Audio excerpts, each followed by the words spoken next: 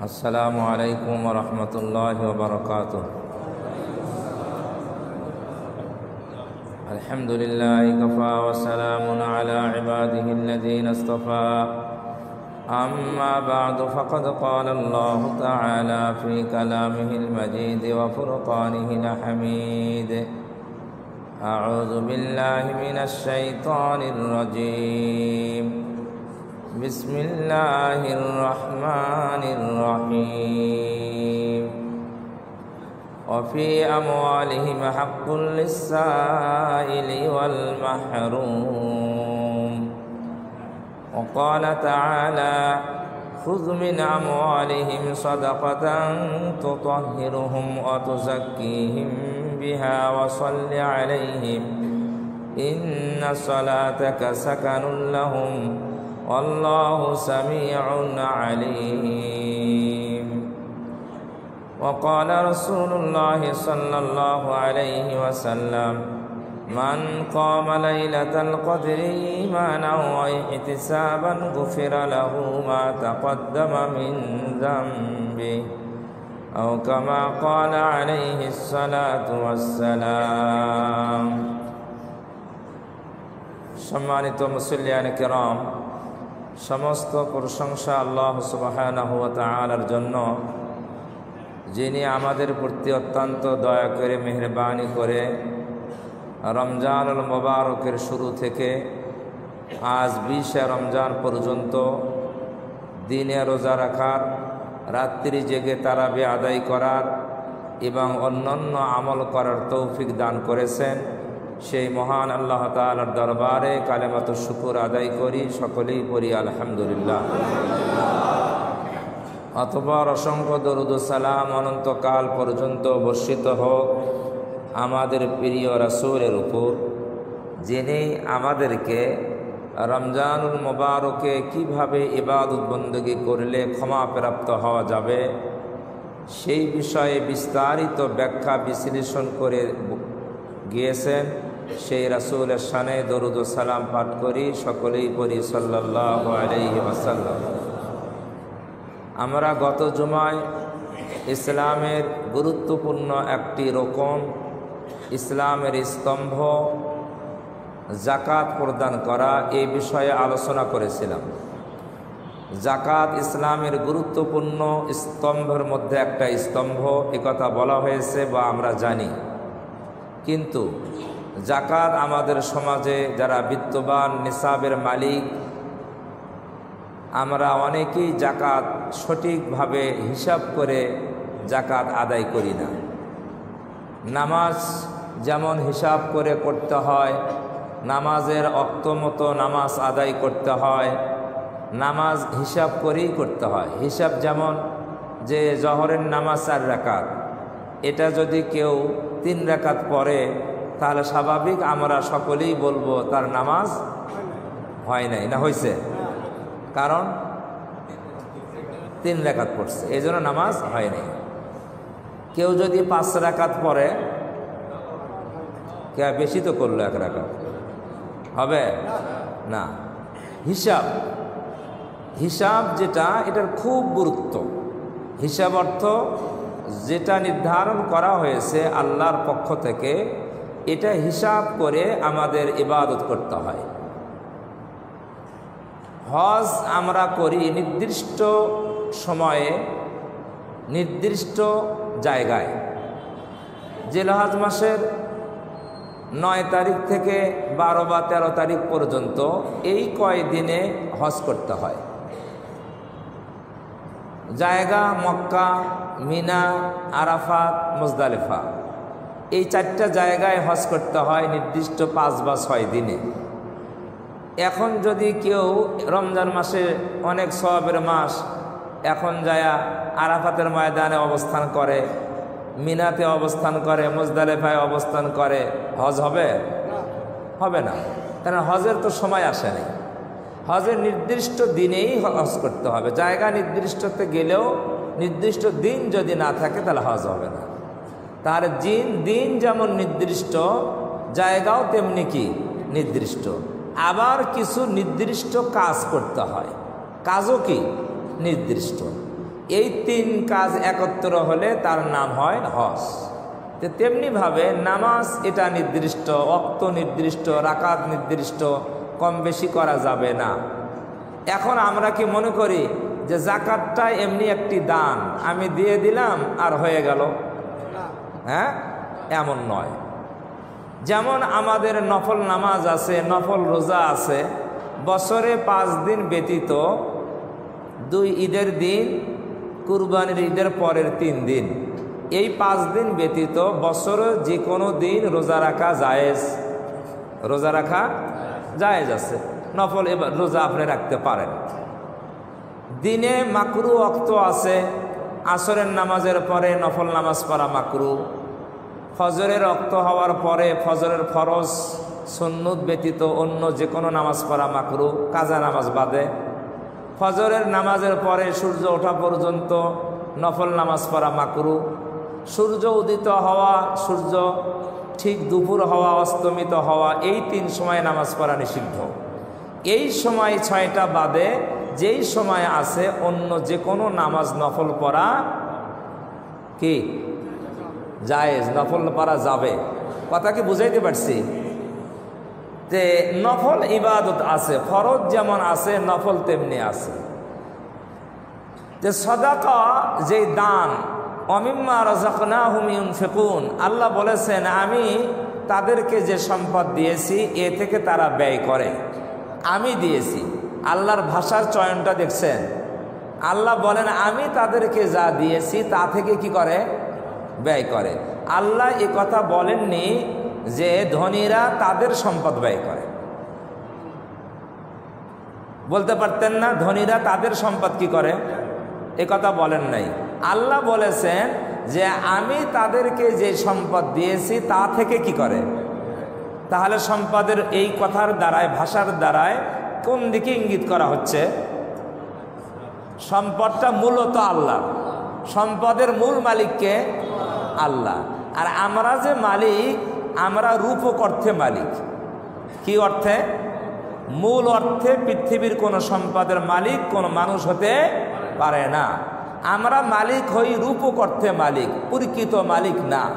যেমন উদাহরণ দিলে বোঝা সহজ হবে, একজন বড় ব্যবসায়ী হাজার হাজার কোটি কোটি টাকার ব্যবসা করে, তার ম্যানেজার আছে ব্যবসা রক্ষণাবেক্ষণ করার জন্য। তো ঈদের আগে ওই ব্যবসায়ী তার ম্যানেজারকে 1 কোটি টাকা দিয়ে দিল, দিয়ে বলল যে 1 কোটি টাকা দিলাম তোমাকে, এগুলা কর্মচারীদের ঈদের বেতন এবং বোনাস কি করবা? দিবা। তাহলে 1 কোটি টাকা ম্যানেজারকে মালিকে দিল। এখন যখন ম্যানেজারকে দিল, টাকাটা কার কাছে? ম্যানেজারের কাছে। এখন কি ম্যানেজার মনে করবে যে এখন এই টাকা তো আমার হাতে, টাকার মালিক তো আমি যা ইচ্ছে তাই করব? করতে পারবে না। মালিক যেভাবে বলছে তার দায়িত্ব হলো সেইভাবে করতে হবে। যাকে যতটুকু দিতে বলছে, যার যতটুকু বেতন, সবার কি এক সমান না কম বেশি আছে? বেতন কম বেশি, বোনাস কম বেশি, যার যতটুকু তাকে ততটুকু দিবে। এটা ম্যানেজারের দায়িত্ব। ম্যানেজার যদি দায়িত্ব পালন না করে তার চাকরি থাকবে না, ঠিক কিনা? এক কথায় চাকরি নষ্ট হয়ে যাবে।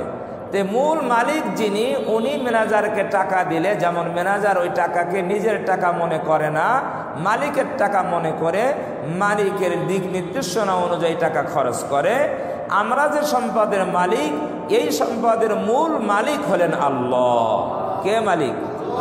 আমরা ম্যানেজারের মতো। কার মতো? ম্যানেজারের মতো। আল্লাহর পক্ষ থেকে আমাদেরকে যেভাবে খরচ করতে বলা হয়েছে, আমাদের দায়িত্ব হলো সেইভাবে কি করা? খরচ করা। যাকে যতটুকু দিতে হবে তাকে ততটুকু দেওয়া। এটা যদি আমরা না করি, নিজের মন মতো খরচ করি, অথবা খরচ না করে পোটলা করে বাড়িতে নিয়ে যাই, কথা বোঝেন নাই, তাহলে ওই ম্যানেজারের, সেই মালিকের কথা না মানলে ম্যানেজারের যে গতি, আমরা আল্লাহ মালিকের কথা না মানলে আমাদের গতি আরো ওই ম্যানেজারের মতো হবে না আরো ভয়াবহ হবে? এটা তো কল্পনাই করা যায় না, আরো ভয়াবহ। আমি গত জমায় ভয়াবহের কথা বলেছিলাম, 2টা কথা, একটা হাদিস থেকে একটা কোরআন থেকে। আজকে আর এটা উদ্ধৃতি দিব না। আসুন, এই জন্য জাকাত এটা হিসাব করে দিতে হবে। এমনি যদি আপনি দান করেন, এমনি দান করেন, এমনি দান, দান তো বহু প্রকারের। একটা হলো ফরজ দান। কি দান? ফরজ, এটার নাম জাকাত। ফরজ দান, এটার নাম কি? জাকাত। ফরজ নামাজ যেমন হিসাব করে অক্তমতো করতে হয়, ফরজ জাকাতও হিসাব করে অক্তমতো করতে হয়। জাকাতেরও একটা অক্ত আছে, আছে না নাই? বলবেন অক্তটা কি? অক্ত হলো যে কেউ যদি নিসাবের মালিক হয়, যেই দিন মালিক হবে সেই দিন থেকে 1 বছর পূর্তি হতে হবে। কতদিন? 1 বছর। গত বছর রমজানের 20 তারিখে যদি আপনি নিসাবের মালিক হয়ে থাকেন, এই বছর রমজানের 20 তারিখে 1 বছর কি হবে? পূর্তি হবে, পূর্ণ হবে। আর জাকাতের বিষয়টা, হজের বিষয়টা, কুরবানির বিষয়, সদকায়ে ফিতরের বিষয়, অন্যান্য ইবাদতের বিষয়টা, এটা আরবি মাসের সাথে সম্পৃক্ত। কোন মাস? আরবি মাস। ইংরেজি মাসের সাথে সম্পৃক্ত নয়, বাংলা মাসের সাথেও কি নয়? সম্পৃক্ত নয়। ইংরেজি মাসের সাথে সম্পৃক্ত নয়, আরবি মাসের সাথে। এই জন্য আরবি মাস হিসাবে 1 বছর হওয়া লাগবে। ইংরেজি মাস আর আরবি মাসের বছরের মধ্যে দিনের পার্থক্য আছে না নাই? কয় দিন? 10 দিন। কয় দিন? 10, 9, 10, 11 এরকম হয়। 9, 10, 11, 10 দিন হলো পরিশুদ্ধ। তো 10 দিন, তাহলে 10 দিন কম হয় আরবি বছরে। ইংরেজি বছরের সাথে কয় দিন কম? 10 দিন কম। তাহলে যদি ইংরেজি হিসাব ধরেন, হিসাব আপনার মিলবে না। এই জন্য আর জাকাত ফরজ হয় যে নির্দিষ্ট সময় বছর উত্তীর্ণ হতে হয়, এটা আরবি বছর, ইংরেজি বছর নয়। তাহলে জাকাত হিসাব করে দিতে হবে। কিভাবে হিসাব করবেন? যে শতকরা কত %? 2.5। 40 টাকায় 1 টাকা, 40,000-এ 1,000, 40,000-এ 1,000, 40 লাখে 1 লাখ। একবারে সহজ হিসাব। 40,000-এ 1,000, 40 টাকায় 1 টাকা, 40 লাখে 1 লাখ। এটা হলো জাকাতের হিসাব। তাহলে মূল যেই টাকা, আপনার যে মূল টাকা, এই টাকাটার হিসাব বের করতে হবে না? হবে না? অনেকেই ভুল করে, মনে করে যে আমার তো এবার ব্যবসাতে এত টাকা আমার ছিল, ধরেন 10 লাখ টাকা ছিল, এখন আমি রমজান মাসে 27 তারিখে জাকাত দেই। তা রমজান মাসে, রমজান টু রমজান 27 তারিখ 1 বছর। এই বছর রমজানের আগে, শাবান মাসে, রমজানের আগের মাসে আমার কাছে আরও 10 লাখ টাকা আসছে। আরও কত আসছে? বা আর 1 লাখ টাকা আসছে, বা 5 লাখ টাকা আসছে। এখন এই যে 1 মাস আগে 5 লাখ টাকা আসলো, এই টাকার কি বছর পূর্তি হয়েছে? হয়েছে? তাহলে এই টাকার তো বছর পূর্তি হয় নাই, অতএব এই টাকার জাকাত দেওয়া লাগবে না। এটা নিজে নিজে মাসলা তৈরি করে সিদ্ধান্ত নিয়ে রাখছে। মাসলা কি নিজে তৈরি করা যায়?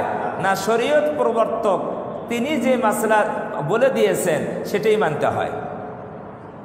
আপনার এই টাকা বছরের মাঝে আসলো, 1 মাস আগে আসলো, 15 দিন আগে আসলো, বা 20 দিন আগে আসলো, এই টাকার নিসাব 1 বছর পূর্তি হয় নাই, কিন্তু আপনার আগের থেকেই যে নিসাব পূর্তি হয়ে আছে, বছর পূর্তি হয়ে আছে, ওই টাকার সাথে এই টাকা কি হবে? যোগ হবে। এই যোগ হইলে এই পরবর্তী যে টাকাটা যোগ হলো, এই টাকার জন্য 1 বছর পূর্তি হওয়া লাগবে না। কথাটা কি বুঝে আসছে? 1 বছর পূর্তি হওয়া লাগবে না। 1 বছর পূর্তি হলো মূল নিসাবটা। মূল আপনার ধরেন গত জমায় বলা হয়েছিল, এ বছরে হিসাব করে দেখা গিয়েছে যে নিসাব হয় 1 লাখ কত? 10,000। এর কমও হতে পারে, কারণ রূপার দাম এক এক দোকানে এক এক রকম। আমি 2টা দোকান যাচাই করে এটা নির্ধারণ করেছি। কেউ যদি দেখেন অন্য দোকানে আরও কম, তাহলে নিসাব আরও কি হতে পারে? 1 লাখ তো নিসাব হতে পারে, 95,000 তো নিসাব হতে পারে। তা আমরা যেটা হিসাব করে তাহকিক করে যাচাই করে সিদ্ধান্ত নিয়েছি, এই বছরে এই জাকাতের নিসাব হয় 1,10,000 টাকা। তাহলে 1,10,000 টাকা আপনার গত বছর রমজানে আপনার হাতে ছিল, এটা নিসাব। গত বছর রমজান থেকে এবছর রমজান পর্যন্ত আপনার কাছে ওই 1,10,000 টাকা আছে। 1,10,000 টাকা আছে। এটা কোথায় থাকা লাগবে? এই টাকাটা ব্যাংকে, বাড়িতে থাকলে হবে না। হাতে থাকলে। এই কথাটা আমাদের অনেকের ভুল বুঝ। টাকা কোথায় থাকতে হবে? আমার কাছে সহজ একটা ভাষা শোনেন, টাকা থাকতে হবে মালিকানায়। কথা বুঝছেন না বোঝেন নাই? হ্যাঁ, টাকা থাকতে হবে কোথায়? মালিকানায়। কথাটা কি বুঝছেন আমার? টাকা কি পকেটে না ব্যাংকে? হ্যাঁ, টাকা কোথায় থাকে থাকুক, এটা দেখার বিষয় নয়, আপনার মালিকানায় থাকতে হবে। কথা কি বুঝতে পারছেন? মালিকানায় যদি আপনার 1,10,000 টাকা থাকে মালিকানায়, মালিকানা তো বুঝি, আমি মালিক, এই টাকাটার মালিক কি? আমি মালিক। মালিকানায় থাকতে হবে, এটা হলো মূল শব্দ। ব্যাংকে থাকুক না আপনি, এখন তো ব্যাংকের আবার অনেক সিস্টেম আছে। ওই যে এককালীন রাখে, কি কয় এগুলা, ফিক্সড ডিপোজিট আসে না, বিভিন্ন সিস্টেমে ব্যাংকে টাকার 10 বছর মেয়াদি, 5 বছর মেয়াদি রাখে না। এখন 10 বছর মেয়াদি রাখছে, ওই টাকা তো আপনার মালিকানায় নাই মনে হয়। হ্যাঁ, আছে। যারা চাকরি করে তাদের একটা সরকার বেতন থেকে টাকা কাটিয়ে নেয়, নেয় কি না? এটাকে কি বলে? GP fund. এই ফান্ডের টাকা কি মালিক সরকার না আপনি? হ্যাঁ, আপনি মালিক, আপনি মালিক। তাহলে এই টাকারও হিসাব করতে হবে। আপনার জিপি ফান্ডে কত টাকা আছে, আপনি ফিক্সড ডিপোজিটে কত টাকা রাখছেন, আপনি ঋণ দিয়েছেন, ঋণ কাউকে ঋণ দিয়েছেন, ঋণ দেন না, হাওলাত দেন না, এই টাকার মালিককে আপনি না, যাকে হাওলাত দিয়েছেন সে মালিক। হ্যাঁ, সেই তো মালিক।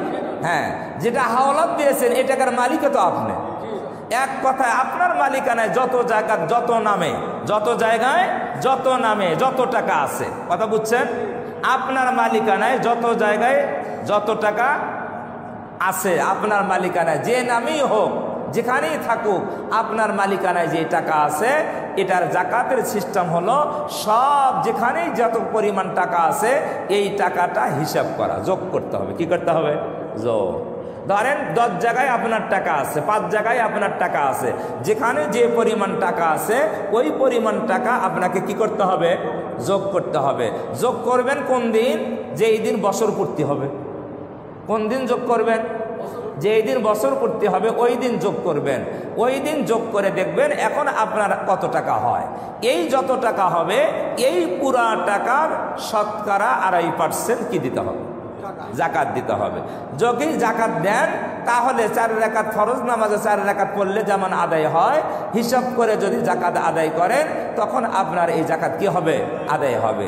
যদি হিসাব না করে আপনি জাকাত দেন তাহলে ওই দান, টাকা দান করাটা সাধারণ দান হিসাবে গণ্য হবে। কি দান? সাধারণ দান, নফল দান। দান করছেন তো, দান করছেন, সাধারণ দান, নফল দান হিসাবে গণ্য হবে। এটা জাকাত হিসাবে কি হবে না? গণ্য হবে না। নামাজের মধ্যে এমন কিছু মাসলা আছে, নামাজ পড়তেছেন কিন্তু হঠাৎ করে ওই নামাজটা, ফরজ নামাজ পড়তেছেন, ফরজ নামাজ থাকে না, এটা নফলে গণ্য হয়ে যায়। এরকম মাসলা আছে, ওইদিকে আর যাবার সময় হবে না। এই জন্য ফরজ নামাজ পড়লেও অনেক সময় ওই নামাজটা কি হয়ে যায়? নফলে গণ্য হয়। ফরজ জাকাত মনে করে জাকাত দিচ্ছেন, যেহেতু হিসাব করেন নাই, নির্দিষ্ট পরিমাণ দিচ্ছেন না, এই জন্য এই দানটা হবে সাধারণ দান, নফল দান, এটা জাকাত হিসেবে গণ্য হবে না। আর জাকাত হিসেবে যদি গণ্য না হয় তাহলে আপনার ফরজ অনাদায়ী থেকে গেল।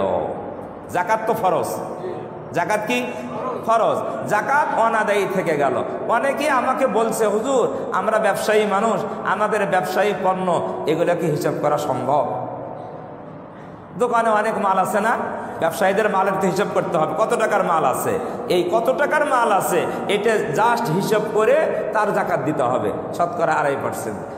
তারা আবার হিসাব করতে অক্ষম, এটা ভাবা যাবে না, হিসাব বের করতেই হবে। আপনার 16 আনা চেষ্টা করে আপনার সম্পদের যেখানে যে টাকা আছে, যে নামেই থাকুক, এটা হিসাব করে যোগ করতে হবে। এরপরও যদি সন্দেহ হয় যে আমার কি কোনো জায়গায় কোনো হিসাবের গণ্ডগোল হলো কি না, এইরকম যদি সন্দেহ হয় তাহলে সেই ক্ষেত্রে আপনি আরও অতিরিক্ত কিছু দান করে দিবেন, আরো অতিরিক্ত কিছু কি করবেন? দান করবেন। এই সন্দেহ নিরসনের জন্য আরো অতিরিক্ত কিছু দান করবেন। এটা হলো সিস্টেম, জাকাতের সিস্টেম। আল্লাহ তাআলা আমাদের বোঝার তৌফিক দান করেন। গত জুমায় বলা হয়েছিল জাকাত আমরা কাদেরকে দিব? জাকাত দিব আমরা হলো এই গরিবদেরকে। কাকে? গরিব। যে 8টা খাতের কথা কোরআনে বলা হয়েছে তার মূল থিম আমি বলেছিলাম কি? গরিব। একটা বাদে, সেটা হলো জাকাত আদায়কারী। আর বর্তমানে সেই দলটা নাই। এটা হলো ইসলামী রাষ্ট্রের পক্ষ থেকে জাকাত উসুলকারী নির্ধারণ করা। এই ইসলামী রাষ্ট্র কি আছে? নাই। তো যেহেতু ইসলামী রাষ্ট্রও নাই, ওই খাতও নাই। আরেকটা হলো গোলাম আজাদ করা। আমাদের দেশে কি এখন গোলাম আছে? গোলামের প্রথাই নাই। আর আমরা গোলাম তো বুঝিও না। গোলাম বুঝবেন, গোলাম যদি কোনো সময় ইসলামী যুদ্ধ হয়, ওই সময় যদি কোনো অমুসলিম মুসলমানদের হাতে ধরা পড়ে আর তাদেরকে যদি এই যোদ্ধাদের মাঝে বিতরণ করা হয়, এরা ওই যোদ্ধার কি হয়? গোলাম হয়। কোনোদিন যদি ইসলামী যুদ্ধ আসে, বদরের যুদ্ধ হয়েছে, উহুদের যুদ্ধ হয়েছে না, এই বিভিন্ন যুদ্ধে ইসলামী যুদ্ধে যারা বন্দী হয় অমুসলিম, তারা কি হয়ে যায়? মুসলমানদের হাতে কি হয়? গোলাম হয়। এই গোলাম তো এখন নাই, আছে? তাহলে এটাও নাই। মুসাফির তো আছে, কিন্তু মুসাফিরের সিস্টেম আগের মতো আর নাই। আছে? নাই। এই জন্য সবগুলো মিলেই হলো গরিব, মিসকিন, অসহায় মানুষ। গরিবদের মধ্যে 2 প্রকারের মানুষ আছে। কয় প্রকার? 2 প্রকার। এক প্রকারের গরিব হলো যারা মানুষের কাছে সওয়াল করে। কি করে? সওয়াল করে, চায় যে ভাই আমার অভাব, আমাকে কিছু দান করেন, আমি অপারগ হয়ে গেছি, কিছু সাহায্য করেন। এই এক প্রকারের গরিব আছে। আরেক প্রকারের গরিব আছে তার পারিবারিকভাবে অসহায়, কিন্তু লজ্জায় সম্মানে কারো কাছে কিছু চায় না। আছে না এরকম? আছে। এই জন্য কোরআন শরীফের শব্দ আমি বলেছি, ওয়াফি আমওয়ালিহিম হাক্কুল লিসাইলি ওয়াল মাহরুম। ধনীদের সম্পদে যারা সওয়াল করে, যারা চায়, তাদের অধিকার রয়েছে। কি আছে? ওয়াল মাহরুম। মাহরুম মানে বঞ্চিত। বঞ্চিত মানে অর্থাৎ সেও গরিব কিন্তু সে চায় না, চোখ লজ্জায় চায় না। তাহলে এই বঞ্চিত যারা চায় না, বঞ্চিত, এইদিকে ইঙ্গিত এই মাহরুম শব্দ দিয়ে, তাদেরও অধিকার রয়েছে। তাহলে ধনীদের সম্পদে এই কথা বলে আল্লাহ তাআলা জাকাতের কথা বুঝাইছে। ধনীদের যে জাকাত হয়, এই জাকাতের মধ্যে এই যারা সওয়াল করে, সাহায্য চায়, এবং যারা চায় না, গরিব অসহায়, এই উভয় দলেরই কি আছে? হক রয়েছে, অধিকার রয়েছে। তাহলে আমরা যারা জাকাত দেই, আমরা তো সাধারণত জাকাত যারা দেই, ধনী যারা, নিসাবের মালিক, তারা মনে করি যে আমি এই গরিবের প্রতি অনুগ্রহ করলাম। কি করলাম? দয়া করলাম। এটা মনে করে না? দয়া করলাম, অনুগ্রহ করলাম, ইহসান করলাম, করম করলাম, ফজল করলাম, এইটা তারা মনে করে। কিন্তু আল্লাহ বলছে না ধনী, এটা তোমার অনুগ্রহ না, এটা তোমার দয়া নয়, বরং এটা হলো ওই গরিবের অধিকার। গরিবের কি অধিকার? আপনার বাবা মারা যাওয়ার পরে আপনার বাবার রেখে যাওয়া সম্পদে যেমন আপনার অধিকার হয়ে যায়, আপনার বোনের অধিকার হয়, আপনার ভাইয়ের অধিকার হয়, বাবা মারা যাওয়ার পরে বাবার রেখে যাওয়া সম্পদে সন্তান অধিকার হয়, মালিক হয়ে যায়, তেমনি ধনীদের সম্পদে ওই পরিমাণ সম্পদ যেটা জাকাতের নিসাব হয়, সেখানে শতকরা 2.5% সম্পদের মালিক হয়ে যায় এই গরিবরা। গরিবরা কি হয়ে যায়? মালিক, অনুগ্রহ হকদার। বাবার সম্পদে বাবা মারা যাওয়ার পরে সন্তানরা যেমন মালিক হয়ে যায় বাবার সম্পদে, তেমনি ধনীর সম্পদে নিসাবের যেই মালিক সম্পদ আছে তার 2.5% সম্পদের অধিকার মালিক কারা? গরিব অসহায়। এখন বাবা মরে যাওয়ার পরে আপনারা 2 ভাই, যদি এক ভাইয়ের সম্পদ আপনি না দিয়ে পুরো সম্পদ আপনি নিয়ে নেন, এটা যেমন অন্যায়, এটা যেমন ভাইয়ের হক কি করা? ভাইয়ের হক নষ্ট করে দেওয়া, ভাইয়ের হক কি করা? লুণ্ঠন করা। তেমনিভাবে আপনার নিসাব পরিমাণ মালের 2.5% সম্পদ, এটা গরিবের হক। এই হক যদি গরিবের কাছে আপনি না পৌঁছান, ভাইয়ের হক নষ্ট করা যেমন কবিরা গুনাহ, জাহান্নামে যাওয়ার কারণ, তেমনিভাবে এই 2.5% সম্পদের হক যদি গরিবকে না দেন, এটাও তেমনি গরিবের হক নষ্ট করা। কথা একেবারেই জটিল কথা। কি কথা? জটিল কথা। বাবার সম্পদ, রেখে যাওয়া সম্পদে যেমন ভাইয়ের মালিক, আপনিও মালিক হন। আপনার অংশ ভাইয়ের অংশ, বোনের অংশ নির্ণয় করা আছে, তেমনি আপনার সম্পদের মধ্যে আল্লাহ গরিবের হক নির্ণয় করে দিয়েছেন। এই পরিমাণ সম্পদ, এটা গরিবের কি হক আর অধিকার। এখন আপনি কিছু টাকা দিলেন, দিয়ে মনে করলেন আমি অনুগ্রহ করলাম। অনুগ্রহ করলেন না হক আদায় করলেন? হক আদায় করলেন। হক যদি আদায় না করেন, আপনারা ভালো করেই এই মাসলা জানেন, বান্দার হক আল্লাহ কি করেন না, মাফ করবেন না। বান্দার হক, তাহলে গরিব বান্দা কিনা? বান্দা।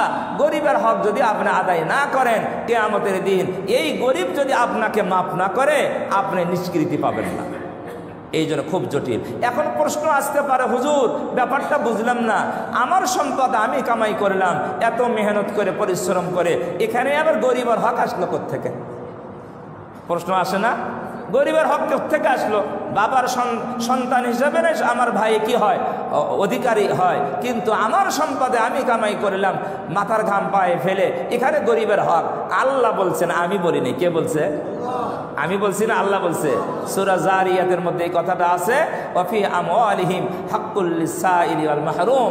আল্লাহ বলেছেন যে ধনীর সম্পদের মধ্যে গরিবের অধিকার রয়েছে, হক রয়েছে। এটার ব্যাখ্যা দিতে গিয়ে মুফাসসিরিন কেরাম বলেন, আসলে মূলত এই অধিকারটা এইভাবে বলবেন। কিভাবে? যে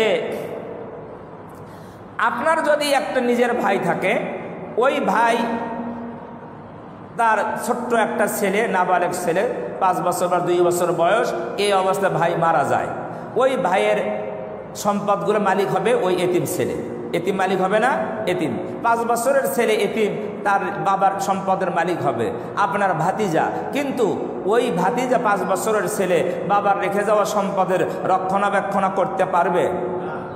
হ্যাঁ, পারবে না। কারণ 5 বছরের ছেলে, 2 বছরের ছেলে এই বাবার রেখে যাওয়া সম্পদের রক্ষণাবেক্ষণ করতে পারবে না। কিন্তু ওই এতিম কিন্তু বাবার সম্পদের মালিক, মালিক কিনা, কিন্তু রক্ষণাবেক্ষণ করার যোগ্যতা নাই। কেন যোগ্যতা নাই? শিশু, বয়স কম, এই জন্য যোগ্যতা নাই। সে রক্ষণাবেক্ষণের যোগ্যতা নাই। এখন রক্ষণাবেক্ষণ করবে কে?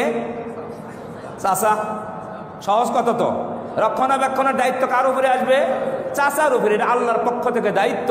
তার অভিভাবক হিসাবে তার চাচা তার এই এতিমের সম্পদের রক্ষণাবেক্ষণ করবে। কি হিসেবে? ওই সম্পদের মালিক নিজে মনে করে, হ্যাঁ, না অভিভাবক হিসেবে? মালিককে, মালিক ওই এতিম, কিন্তু সে রক্ষণাবেক্ষণ করতে পারে না, এই যোগ্যতা তার নাই। এই জন্য চাচার উপরে দায়িত্ব হবে ওই এতিম ভাতিজার সম্পদ রক্ষণাবেক্ষণ করা। ভাতিজার যখন যা প্রয়োজন হবে, ভাতিজার সম্পদ থেকে চাচার দায়িত্ব হলো তাকে তা দিয়ে দেওয়া। কথা বুঝছেন না বোঝেন নাই? তাহলে এতিম ভাতিজা যেমন তার সম্পদ রক্ষণাবেক্ষণ করার ক্ষমতা রাখে না, এই জন্য চাচার উপরে দায়িত্ব হয়ে যায় তার সম্পদ, এতিমের সম্পদ রক্ষণাবেক্ষণ করা। তেমনিভাবে যারা গরিব, তারা নিজেদের সম্পদ রক্ষণাবেক্ষণ করতে সক্ষমতা তারা নাই। ওই এতিমের মতো, ওই শিশুর মতো তারা গরিবরা সম্পদ রক্ষণাবেক্ষণ করতে পারে না।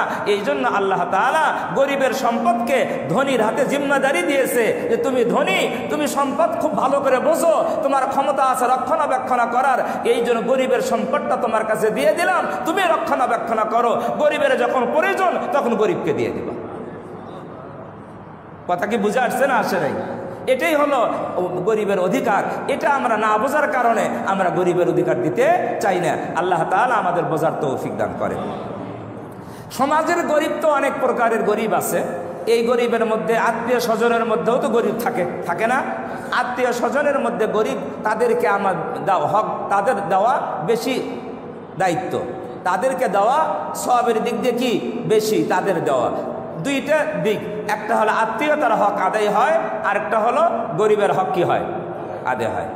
একে তো আত্মীয়, 2 নম্বরে কি গরিব, তা দুইটা হক আদায় হয়। এই জন্য আত্মীয় স্বজনের মধ্যে আমরা যারা গরিব আছে, যারা নিসাব পরিমাণ মালের মালিক নয়, তাদেরকে আমরা কি দিতে পারবো? জাকাত দিতে পারবো। আত্মীয় স্বজনের মধ্যে কিছু আত্মীয়কে জাকাত দেওয়া যায় না, কিছু আত্মীয়কে জাকাত দেওয়া যায় না। এই আত্মীয় যাদেরকে জাকাত দেওয়া যায় না, তাদের ব্যতীত অন্যদেরকে আত্মীয়দেরকে জাকাত দেওয়া যায়। যাদের জাকাত দেওয়া যায় না তারা আত্মীয় কারা?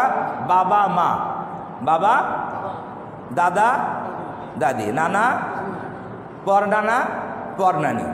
বাবা মা, বাবার দিক দিয়ে যত উপরে যাবেন, মায়ের দিক দিয়ে যত উপরে যাবেন, এদের কাউকে জাকাত দেওয়া যাবে না। তারা গরিব হলেও জাকাত দিতে পারবেন না। বাবা অনেক গরিব, দাদা অনেক গরিব, তারপরও জাকাত দিতে পারবেন না। যদি দেন জাকাত কি হবে না? আদায় হবে। এটা গুরুত্বপূর্ণ কথা। তেমনিভাবে উপরের সিঁড়ি, আমি যাদের মাধ্যমে দুনিয়ায় আসছি, আমার উপরের দিকে, বাবার দিক দিয়ে উপরে, মায়ের দিক দিয়ে উপরে, তাদেরকে জাকাত দেওয়া যাবে না। এমনিভাবে নিচের সিঁড়ি, তারা হলো আমার সন্তান, ছেলে মেয়ে, নাতি পুতি, এই যত নিম্নে যাবে তাদেরকেও জাকাত দেওয়া যাবে না। আপনি দাদা, আপনার নাতি খুব গরিব, পরীক্ষার ফর্ম ফিল আপ করতে পারতেছে না, নাতি পরীক্ষার ফর্ম ফিল আপ করতে পারতেছে না, এখন জাকাতের টাকা থেকে নাতিকে কি দিলেন? অনেকে দেয় কি দেয় না? হ্যাঁ দেয়, আমি জানি দেয়। নাতিকে কি দেয়? জাকাতের টাকা দেয়। নাতি পুতিকে জাকাতের টাকা দেয়। নাতি পুতিকে জাকাতের টাকা দিলে জাকাত আদায় হবে না। বলবেন কারণ কি? ওর তো আত্মীয়, বেশি আত্মীয়, জাকাত আদায় হবে না কেন? শরীয়ত সূত্র বলেছে যে আমি যে জাকাত দিব, নিজের জাকাত কি নিজেকে দেওয়া যাবে? যাবে? নিজের জাকাত নিজেকে দিলে আদায় হবে? হবে না। আমি আমার বাবা মার অংশ, হাদিসে আছে সন্তানের না বাবা মার কি অংশ, সন্তান বাবা মার অংশ। যাদের মাধ্যমে দুনিয়াতে আমি আসছি, আমি তাদের কি শরীরের অংশ বিশেষ। আর আমার মাধ্যমে দুনিয়াতে যারা আসছে তারাও আমার শরীরের কি অংশ বিশেষ। তাহলে নিজের ছেলে মেয়ে নাতিপুতিকে জাকাত দেওয়া মানে নিজের জাকাত নিজেকেই দেওয়া, নিজের জাকাত নিজেকেই দেওয়া। তেমনিভাবে আমার বাবা মা, দাদা দাদি, নানা নানিকে জাকাত দেওয়ার মানে নিজের জাকাত নিজেকেই দেওয়া। এই জন্য উপরের সিঁড়ি আর নিচের সিঁড়ি, এই দুই শ্রেণীকে জাকাত দেওয়া যাবে না। আরেকটা শ্রেণী আছে যারা ধনী, নেশাবের মালিক, তাদেরকে জাকাত দেওয়া যাবে না। ধনী মানুষের যারা নাবালেগ সন্তান, ধনীর কি নাবালেগ সন্তান, ধনী মানুষের নাবালেগ সন্তানকে জাকাত দিলে জাকাত আদায় হবে না। কয় প্রকার হলো? 4 প্রকার। উপরের সিঁড়ি, নিচের সিঁড়ি, ধনী মানুষ এবং ধনী মানুষের নাবালেগ সন্তান। ধনী মানুষের বালেগ সন্তানকে জাকাত দেওয়া যাবে। এখন ধনী মানুষ, তার বালেগ সন্তান যদি গরিব হয়, তখন তো বাবার জিম্মাদারি থাকে না। সাবালেগ হলে বাবার কি থাকে না? জিম্মাদারি থাকে না। সেই ছেলে যদি গরিব হয় আর সেই যদি জাকাত চায়, তাকে জাকাত দেওয়া যাবে। ধনীদের নাবালেগ সন্তানকে জাকাত দেওয়া যাবে না। কয় শ্রেণী হলো? 4 শ্রেণী। আরেক শ্রেণী হলো স্বামী স্ত্রীকে জাকাত দিতে পারবে না। স্বামী কি স্ত্রীকে জাকাত দিতে পারবে না, স্ত্রী স্বামীকে জাকাত দিতে পারবে না। কারণ স্বামীর অধিকার হলো স্ত্রীর ভরণ পোষণ দেওয়া, স্বামীর অধিকার নয়। এখন যেহেতু অধিকারের মধ্যে আছে, এই জন্য স্বামী স্ত্রী একে অপরকে জাকাত দিতে পারবে না। এই শ্রেণীগুলো বাদ দিয়ে আর যে আত্মীয় স্বজন আমাদের আছে তাদেরকে জাকাত দেওয়া যাবে। যেমন আপন ভাই, কি ভাই, বোন, খালা, ফুফু, চাচা, চাচি, মামা, মামি, চাচাতো ভাই, মামাতো ভাই ইত্যাদি, সে এদেরকে কি দেওয়া যাবে? জাকাত দেওয়া যাবে। আরেক শ্রেণীর জাকাত দেওয়া যাবে, উত্তম জাকাত দেওয়া। মাদ্রাসায় যারা গরিব ছাত্র তালেবে ইলম, যারা কি করে, এই দ্বীন ইলম শিক্ষা করে, গরিব দ্বীন ইলম শিক্ষা করে, কি গরিব অসহায়, তাদেরকেও জাকাত দেওয়া যাবে। তাদেরকেও জাকাত দিলে কিতাবে বলা হয়েছে ডবল সওয়াব।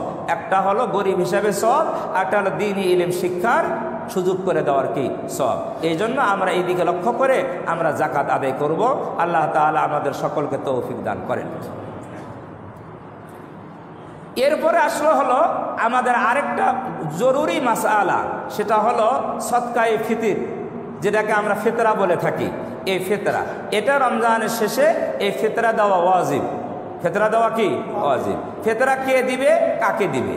ফিতরা দিবে যারা মুসলমান, যারা কি মুসলমান নর নারী।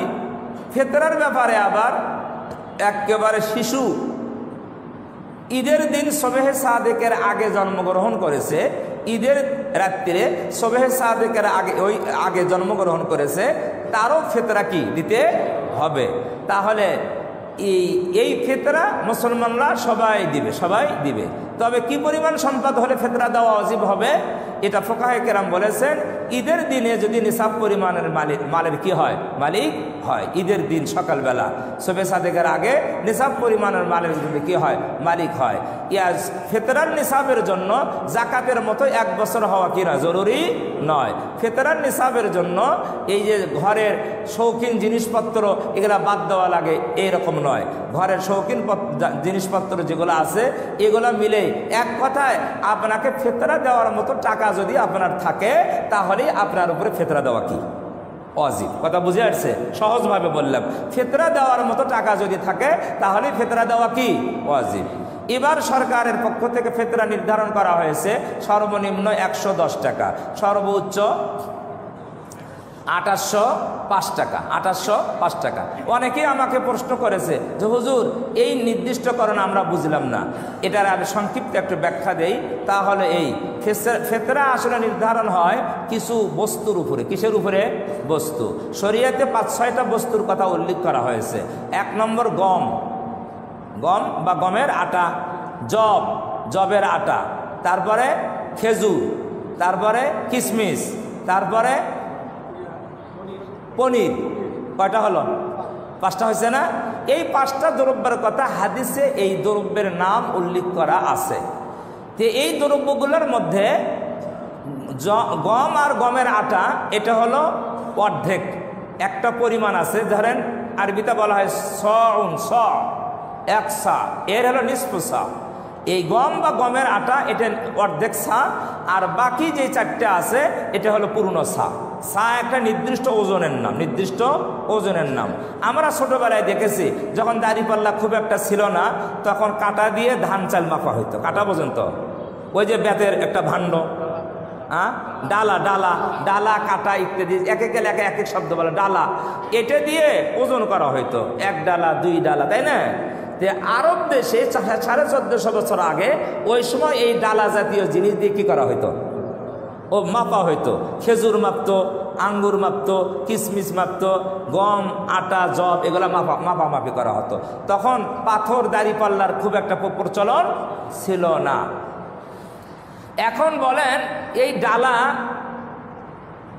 সব বাড়ির ডালা কি একই সমান? না, ডালা কম বেশি আছে, ছোট বড় আছে না ডালা?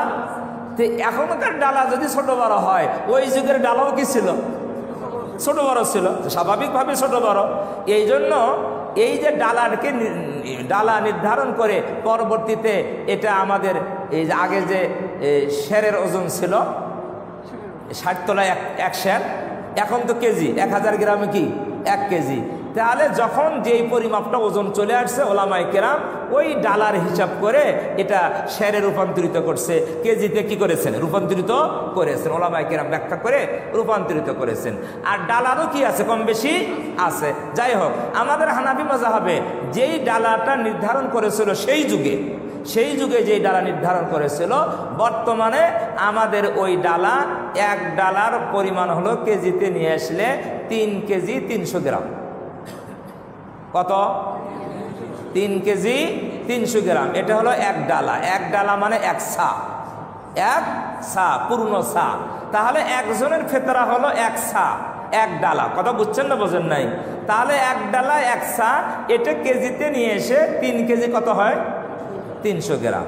তাহলে গম আর আটা বাদে, গমের আটা বাদে এটা হলো অর্ধেক ডালা। কত? আরবিতে বলা হয় নিসফু সা। কত? নিসফু মানে অর্ধেক, নিসফু সা মানে অর্ধেক ডালা। তাহলে এই অর্ধেক ডালা গম আর আটার ক্ষেত্রে, আর বাকি 4টে দ্রব্যের ক্ষেত্রে কত? 1 সা মানে 1 ডালা। কথা বুঝছেন? বলবেন কে এরকম হলো কেন? এরকম হওয়ার অর্থ হলো ওই সময় গম এবং গমের আটার মূল্যটা কি ছিল? কি ছিল? বেশি ছিল। গম, গমের আটার, খেজুরের চেয়েও কি ছিল? বেশি ছিল। সেই জন্য এটাকে অর্ধেক ডালা অর্ধেক সার কথা নবীজি হাদিসে বলেছেন। আর বাকি 4টে বস্তুর দাম গম আটার চেয়ে কি ছিল? কম ছিল। এই জন্য এগুলাকে কি বলা হয়েছে? 1 সা বলা হয়েছে। এবার বুঝছেন ঘটনাটা? এখন আসেন, এই যে 5টা দ্রব্য আটা সহ এগুলোর দাম কি সবগুলো ফিক্সড নির্ধারিত না কম বেশি আছে? প্রত্যেকটা প্রত্যেকটা জিনিসের দামই ওজনের যেমন কম বেশি হয়, দামেরও কি হয়? আটার দাম কি একই রকম বেশি আছে? খেজুরের দাম কি একই রকম বেশি আছে? খেজুর নিম্নে কয় টাকা কেজি? 150, 200, 300, উপরে 1200, 1300 আছে না? হ্যাঁ, কেজি সর্বনাশ 2500 টাকা বলতো কেজি। তাহলে দামের কি আছে? কম বেশি আছে। খেজুরের দামে কম বেশি, আঙ্গুরের দামে কম বেশি, পনিরের দামে কম বেশি আছে না নাই? Islamic foundation head office Dhaka থেকে ওনারা সার্বিক বিষয় একটা করে জরিপ করে একটা দাম কি করেছেন, নির্ধারণ করেছেন। তার অর্থ কিন্তু এই নয় এটাই চূড়ান্ত। কথা বুঝছেন না বোঝেন নাই? এটাই চূড়ান্ত, এটা অর্থ কোনোদিন হতে পারে না। আপনি যদি মনে করেন যে খেজুর দিয়ে আমি কি দিব, এই ফেতরা দিব, তাহলে 3 কেজি 300 গ্রাম খেজুর, আমি যেই মানের খেজুর খাই, আমি ধরেন 1000 টাকা মানের কি খাই, খেজুর খাই, তাহলে 3 কেজি 300 গ্রামের দাম কত? 3300। কত? 3300, 3300। তাহলে আমার একটা ফেতরার সমপরিমাণ অর্থ হবে 3300 টাকা। কথা কি বুঝাইতে পারছি? আর যদি মনে করেন অত আমি গ্যাঞ্জামে যাইতে পারবো না, অত আমার চিন্তা ফেকের নাই, ওরা নির্ধারণ করে দিছে আমি ওটাই দিই, অত আমার গ্যাঞ্জামের কি নাই, দরকার নাই, তো ঠিক আছে, তা তো কি হয়ে যাবে, আদায় হয়ে যাবে। এবার কি ব্যাখ্যাটা বুঝতে পারছেন? এখন এই ফেতরা আমরা দিয়ে দিব। রোজা যারা রাখে তারা তো ফেতরা দিবে, যারা রাখে না তাদের তো আর ফেতরা নাই, কি মনে করেন? হ্যাঁ, রোজা যারা রাখে না এটা তো একটা অপরাধ, ফেতরা না দেওয়া আরেকটা অপরাধ। কয়টা অপরাধ? 2টা। রোজা না রাখা, যারা রোজা না রাখা 2 ধরনের মানুষ। এক ধরনের মানুষ হলো অসুস্থতার কারণে, বার্ধক্যের কারণে রোজা রাখে নাই। আরেক ধরনের মানুষ সুস্থ থেকেও কি রাখে না, রোজা রাখে না। যারা বার্ধক্যের কারণে, অসুস্থতার কারণে রোজা রাখে না, এটা তো ওজর, এটা কি ওজর, এটা পরবর্তীতে কি করবে, কাজা করে নেবে, পরবর্তীতে কাজা করবে। আর যারা সুস্থ থাকার পরও রোজা রাখে না, এরা কি, এদেরও কি দিতে হবে, ফেতরা দিতে হবে। এদের তো ফিদিয়ে বলবেন, ফিদিয়ে, এদের ফিদিয়ার কোনো হিসাব পাতি নাই, হিসেবে কোনো কুলকেরারা নাই। হাদিসের মধ্যে আছে যারা সামর্থ্যবান তারপরও রোজা রাখে না, এই ব্যক্তি যদি মৃত্যু পর্যন্ত রোজা রাখে তারপর রমজানের একটা রোজার কি হবে না, কাফারা আদায় হবে না। কঠিন অবস্থা। আজকের দিব্যি জোয়ান যুবক সকালবেলায় এই যে আশেপাশে যত ছোট মোটো হোটেল আছে পর্দা দিয়ে ঢাকিয়ে রাখছে, কি দিয়ে, হ্যাঁ, পর্দা দিয়ে ঢাকিয়ে রাখছে, দিব্যি পান, সিগারেট, নাস্তা, পানি সব চলছে। এটার জন্য যারা খাইতেছে তারা যেমন আল্লাহর নাফরমানি করতেছে, তারা যেমন কবিরা গুনাহে লিপ্ত, যারা খাওয়াইতেছে ব্যবসার উদ্দেশ্য করে তারাও তেমনি কবিরা গুনাহে কি লিপ্ত। আমরা যারা আছি আমরাও গুনাহে লিপ্ত। যদি আমাদের শক্তি থাকে এটা বাধা দেওয়া কি ছিল, উচিত ছিল। আমরা শক্তি থাকার পরও যদি বাধা না দেই আমরাও ওদের সমমানের গুনাহের কি অংশীদার। আমাদের তো শক্তি নেই, আছে শক্তি আছে, কিন্তু আমরা বলি শক্তি নাই। অন্য কাজে শক্তি দেখাই, কিন্তু এই কাজে কি দেই না, শক্তি দেখাই না। আল্লাহর রাসূল বলেছেন, মান রাআ মিনকুম মুনকারান ফালিয়ুগাইয়িরহু বিয়াদিহি, তোমরা যদি কোনো অন্যায় দেখো হাত দিয়ে বাধা দাও, হাত দিয়ে বাধা দাও। এই যে হাজার হাজার মুসলমান, লক্ষ লক্ষ মুসলমান সবাই যদি একজোটে যদি বের হয়ে যদি বলে যে তোমাদেরকে নিষেধ করে দিলাম, তোমরা দিনে মানুষকে খাওয়াইতে পারবে না, এই গুনাহের কাজ করতে পারবে না, তোমাদের ওয়ার্নিং দিলাম, যদি না মানো তোমাদের দোকান আমরা ঘুরিয়ে দিব, তাহলে ভয় পাবে কি পাবে না? কিন্তু আমরা কি যাব না? আমরা যাব না। আমরা বলবো বাবা দরকার নেই, চুপচাপ থাকি। কি হ্যাঁ, এটা ফাসাদ না? ফাসাদের অর্থ আমরা বুঝি না। যদি এটাকে ফাসাদ বলেন তাহলে বদরের যুদ্ধকে কি বলবেন? ওটাও তো ফাসাদ। যুদ্ধ তো নবীজি করলেন, উহুদের যুদ্ধও তো ফাসাদ নাকি? মারামারি যে হলো, আমরা ফাসাদের অংশ ব্যাখ্যাও বুঝি না। ফাসাদ কাকে বলা হয়, ফাসাদ কাকে বলা হয় এটাও আমরা বুঝি না। আল্লাহ তাআলা বোঝার তৌফিক দান করেন। তাহলে আমরা কি দিব? অন্যায়ের প্রতিবাদ করব, অন্যায়ের প্রতিবাদ করব। যদি হাত দিয়ে বাধা দিতে না পারি, কমাস কম মুখে বলবো যে না এটা অন্যায়, এটা করা যাবে না। এটাও যদি না পারি তাহলে আমরা মনে মনে ঘৃণা করব, এটা অন্যায় কাজ। আল্লাহ তাআলা আমাদের এই ইমানের হেফাজত করেন, সবাই বলি আমিন। এটা গেল ফিতরার মাসলা। ফিতরা কাদেরকে দিব? যাদেরকে কি দেই? জাকাত দেই। যারা গরিব তাদেরকেই ফিতরা। জাকাত আর ফিতরা একই হকদার, এর আর কোনো পার্থক্য নাই। তাহলে নিজের ছোট শিশুরও জাকাত দিতে হবে, রোজা রাখলেও ফিতরা দিতে হবে, তারপরে বড়দেরও দিতে হবে, যারা রোজা রাখে নাই তাদেরও ফিতরা দিতে হবে। ফিতরা দেওয়া ওয়াজিব। ফিতরা দুই কারণে দিতে হয়। এক কারণ হলো গরিবদের সহযোগিতা করা। কি কাদের সহযোগিতা? গরিবদের সহযোগিতা করা। আরেক কারণ হলো আমরা যে রোজা রাখলাম এই রোজার মধ্যে অনেক ভুল ত্রুটি হয়ে যায়, এই ফিতরার মাধ্যমে রোজার ভুল ত্রুটি আল্লাহ ক্ষমা করে দেন। যারা রোজা রাখে ফিতরা দিলাম তারা দুইটা কাজ করলাম। কয়টা কাজ? দুইটা কাজ। একটা হলো নিজের রোজার ভুল ত্রুটিগুলো ক্ষমার ব্যবস্থা করলাম আর গরিবের সহযোগিতা করলাম। আর যারা রোজা না রেখে ফিতরা দিলাম, যারা শিশুদের ফিতরা দিলাম, তাদের একটা কাজ হলো গরিবের সহযোগিতা করলাম। কয়টা কাজ? গরিবের সহযোগিতা করলাম। আল্লাহ তাআলা আমাদের বোঝার তৌফিক দান করেন। আরেকটা কথা বলি, রমজানের শেষ দশকে ইতিকাফ করতে হয়। ইতিকাফ অর্থ হলো দুনিয়ার সমস্ত কাজ থেকে নিজেকে মুক্ত করে আল্লাহর ঘরে এসে ধর্ণা দেওয়া। কি দেওয়া? ধর্ণা। আমি আমার ভাষায় বলি, অনেক সময় ওই যে বিভিন্ন দাবি আদায়ের জন্য রাস্তায় নামে না মানুষ, অনশন করে। কি অনশন করে না? আমৃত্যু অনশন। কি কাফনের কাফনও পরে দাবি আদায় না হওয়া পর্যন্ত আমৃত্যু অনশন করা। ইতিকাফকে আমার ভাষায় বলি এটাও হলো অনশন। আল্লাহর ঘরে এসে অনশনটা কি? আল্লাহ তুমি যতক্ষণ আমাকে ক্ষমা না করছো ততক্ষণ তোমার ঘর থেকে বের হবো না। তুমি যতক্ষণ আমাকে ক্ষমা না করছো ততক্ষণ আমি তোমার ঘর থেকে বের হব না। এটা হলো অনশন। এই ইতিকাফ এটা আমাদের প্রত্যেকের করা জরুরি, প্রত্যেকের করাই জরুরি। আমরা ইতিকাফ করার নিয়ত করব। আজকে বিশ্ব রমজান মাগরিবের নামাজের আগেই মসজিদে ঢুকতে হবে এবং ঈদের চাঁদ উঠলে ইতিকাফ কি হয়ে যাবে? শেষ হয়ে যাবে। ইতিকাফের মাসআলাগুলো আমরা বিভিন্ন কিতাবাদি দেখে নিয়ে আলেম ওলামার কাছ থেকে জিজ্ঞাসা করে আমরা জেনে নিব। ইতিকাফের অনেক ফজিলত। একদিন যদি কেউ ইতিকাফ করে তাহলে তার থেকে দোজখকে 3 খন্দক দূরে সরিয়ে নেওয়া যাওয়া হয়। কত খন্দক? 3 খন্দক। খন্দকের ব্যাখ্যায় হাদিসে আসছে খন্দক বলতে জমিন থেকে আকাশ পর্যন্ত হলো 1 খন্দক। জমিন থেকে আকাশ পর্যন্ত কি দূরত্বকে 1 খন্দক বলা হয়। তাহলে জমিন থেকে আকাশ পর্যন্ত 500 বছরের রাস্তা। কত দিনের রাস্তা? তাহলে 3 খন্দক মানে 1500 বছরের রাস্তা। 1500 বছরের রাস্তা আপনার থেকে দোজখকে কি করে নিয়ে যাওয়া হয়? দূরে নিয়ে যাওয়া হয়। তার অর্থ হলো দোজখ দূরে যাওয়া মানে আপনি জান্নাতের কাছে চলে গেলেন। কিসের কাছে? জান্নাতের কাছে। ইতিকাফের আরেকটা বেনিফিট হলো ইতিকাফকারী মসজিদে বসে যখন ইবাদত বন্দেগী করে, মসজিদের বাহিরে যত সওয়াবের কাজ হচ্ছে ওই সওয়াবের কাজগুলো না করেও ইতিকাফকারীর আমলনামায় ওই সওয়াবগুলো লিপিবদ্ধ করা হয়। এই জন্য ইতিকাফ করার আমরা কি করব? নিয়ত করব। আল্লাহ তাআলা তৌফিক দান করেন। আরেকটা এলান দিয়ে শেষ করব। আমরা সবাই অবগত আছি পবিত্র মাহে রমজান মাস চলতেছে। রমজান মাস মুসলমানদের ইবাদতের উৎসবের মাস। মুসলমানরা ইবাদতে লিপ্ত থাকবে, এটাই রমজান মাসের বৈশিষ্ট্য। পুত পবিত্র হবে। কিন্তু এরপরও আমাদের ফিলিস্তিনি গাজার মুসলমানদের প্রতি, শিশু নারী অসহায় মানুষের প্রতি অনার্গল বোমা হামলা হচ্ছে। শত শত মানুষ কি হচ্ছে? তারা শহীদ হয়ে যাচ্ছে। গত 2-3 দিন আগে একদিনে 500 মানুষকে শহীদ করে দেওয়া হয়েছে। আপনারা জানেন পেপার পত্রিকায় আসতেছে। এখন আমাদের করণীয় কি? আমরা তো ওখানে গিয়ে প্রতিবাদ করতে পারতেছি না।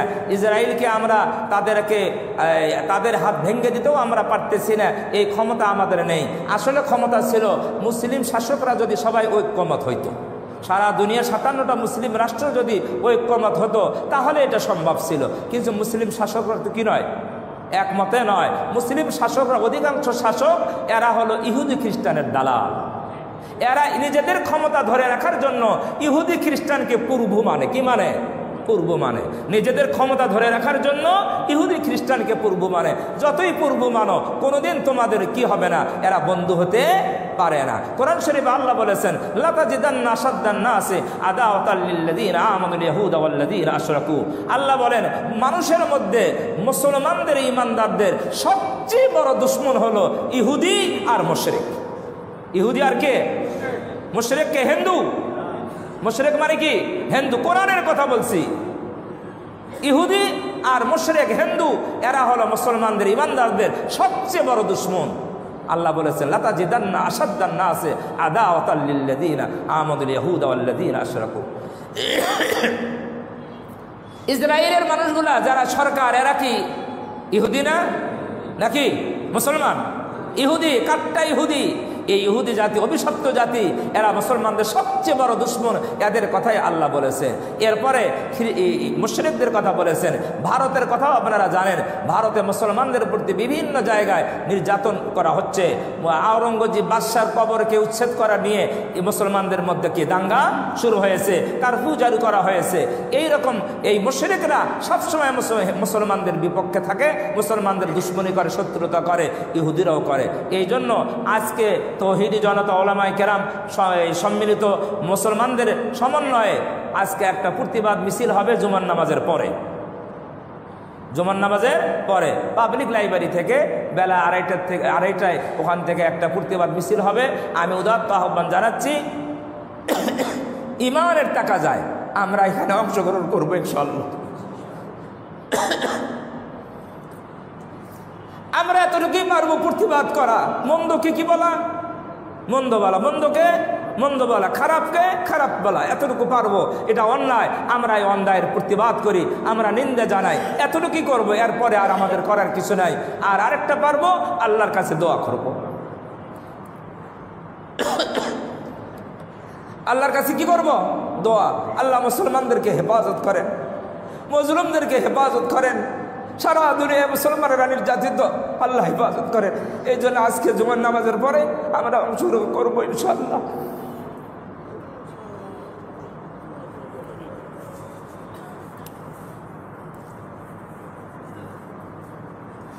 আমাদেরকে অনেকে বলে, হুজুর আপনারা একটা প্রতিবাদ মিছিল করেন না, কিন্তু যখন আমরা প্রতিবাদের ডাক দেই তখন আপনারা শরীক হন না। ঠিক না ভাই? ঠিক।